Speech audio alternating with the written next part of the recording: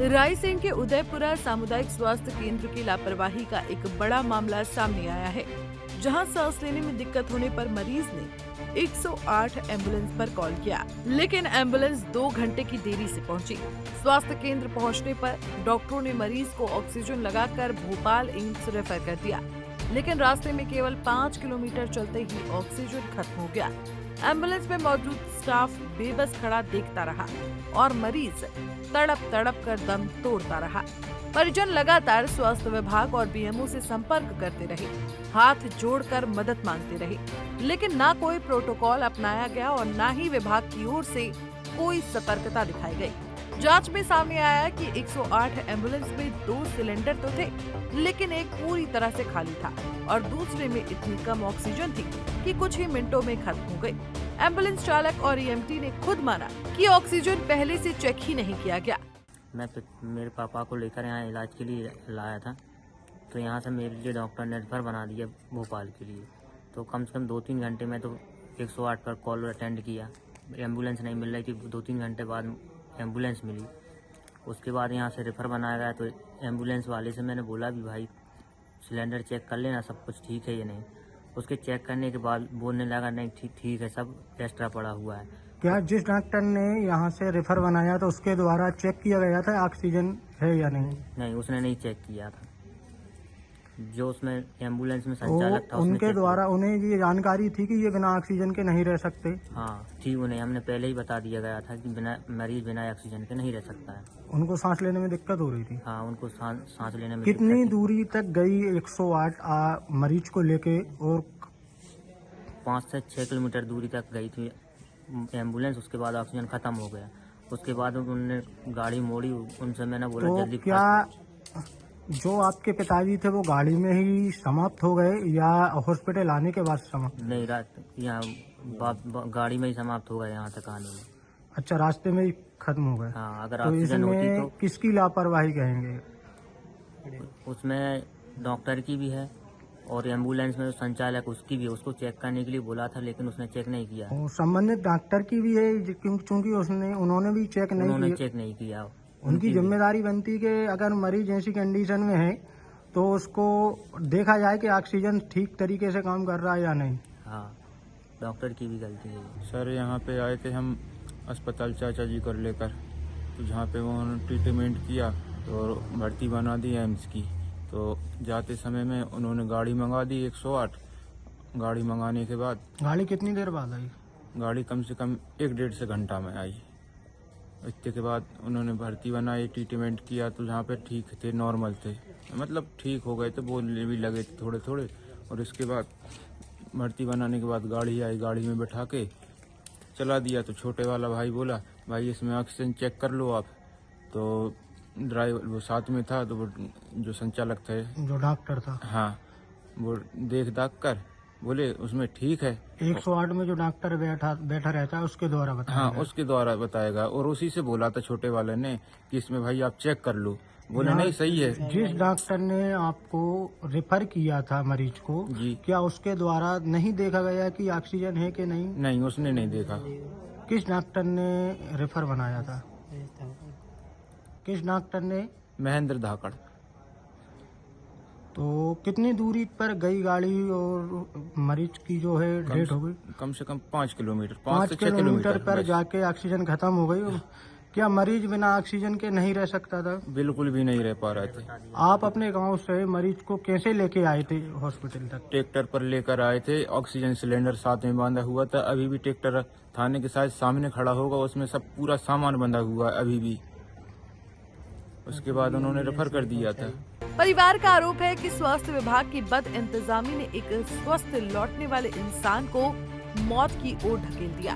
प्रशासन और विभाग दोनों की गंभीर लापरवाही ने ये सवाल खड़ा कर दिया है कि क्या सिस्टम की ये विफलता आगे भी लोगों की जान लेती रहेगी और क्या इस मौत की जवाबदेही तय होगी या फिर मामला हमेशा की तरह फाइलों में दबकर दफन हो जाएगा।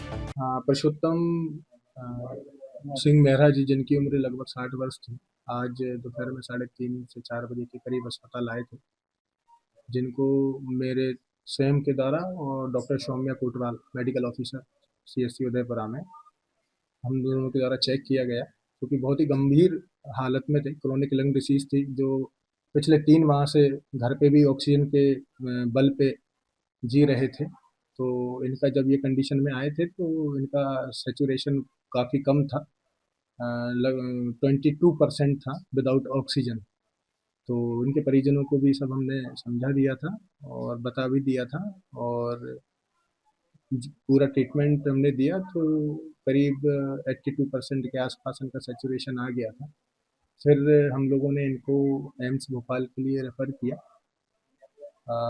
इसके बाद हमने 108 पे कॉल किया और डिस्ट्रिक्ट कोऑर्डिनेटर विशाल जी से बात हुई।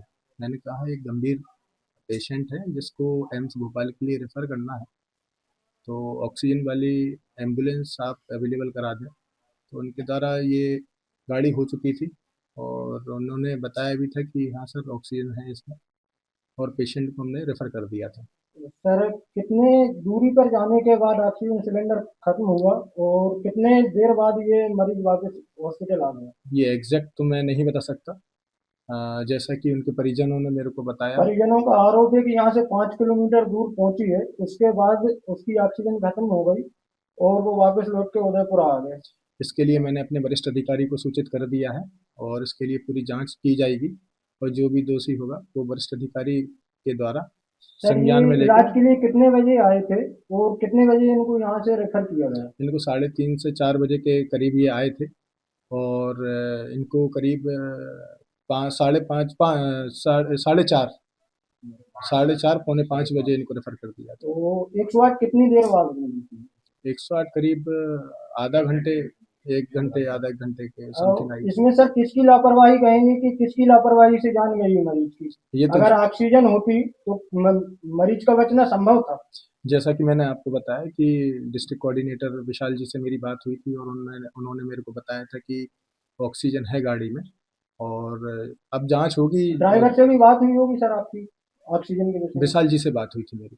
ड्राइवर से किसी तरीके की कोई बात ड्राइवर से बात नहीं हुई मेरी। तो सर आप एक जिम्मेदार पद पे बैठे हैं कि आपका फर्ज नहीं बनता कि ड्राइवर से आप पूछ रहे हैं 108 जो गाड़ी है वो तो कहीं ना कहीं मरीजों को लेके जाती है, तो जब आपको भी तो जाने पेशेंट हमारे यहाँ से रेफर होता है 108 के द्वारा, अभी भी थोड़ी देर पहले मैंने एक पेशेंट को रेफर किया जो कि रोड ट्रैफिक एक्सीडेंट में आया हुआ था। आपके सामने मैंने गाड़ी वाले से पूछा था कि नहीं पूछा, या आप खुद स्वयं बताएं मुझे।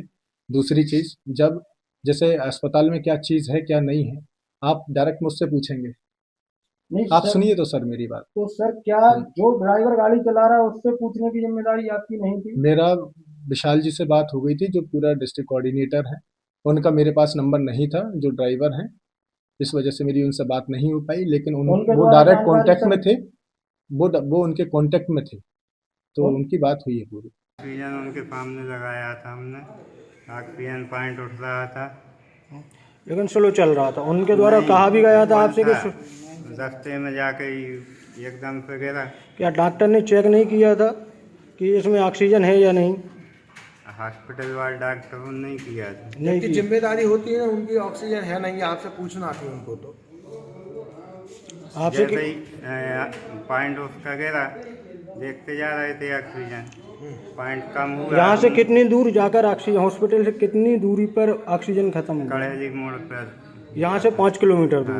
कितने सिलेंडर होते हैं आपके इसमें गाड़ी में ऑक्सीजन की? 2 होते हैं। तो दोनों सिलेंडर खत्म थे क्या? दोनों देखे तो वो लीक थी। एक लीक था। तो ये जिम्मेदारी आपकी होना चाहिए, लीक है या नहीं है।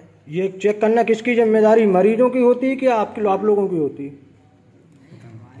या डॉक्टरों की होती, किसकी होती? गाड़ी में हमें तो हम लोगों की लगेगी। ये पूरा मामला स्वास्थ्य विभाग की लचर कार्यप्रणाली, निगरानी की कमी और गैर जिम्मेदाराना रवैये पर बड़ा सवाल खड़ा करता है। लोग जानना चाहते हैं कि क्या दोषियों पर कार्रवाई होगी या फिर एक और मौत को सिस्टम की गलती कहकर टाल दिया जाएगा। फिलहाल मामला गंभीर है और परिजनों ने जिम्मेदार अधिकारियों के खिलाफ कार्रवाई की मांग की है। देखना होगा कि प्रशासन इसे कितना गंभीरता से लेता है। रायसेन से पंजाब केसरी के लिए शिवलाल यादव की रिपोर्ट।